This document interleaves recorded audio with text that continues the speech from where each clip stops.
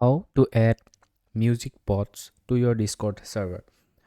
So for that, we need to open our Discord server, and then from the name, as you can see, this is the my name of the server. Press this arrow button and then app directory.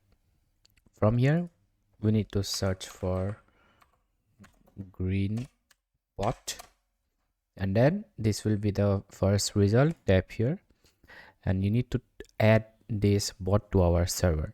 So for that, add app, and we need to select the app server. This is my server. Continue, and we need to accept this terms and condition. Just accept and authorize.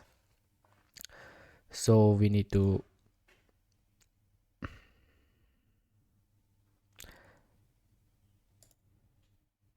so now as you can see, the music bot has been added. So how you can play music? So for that, go to general, and now from the chat, hashtag play, and then you need to type the name of the song.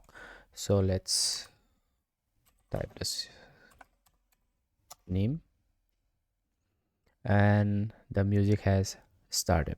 So yeah, that's how you add a music bot to your server.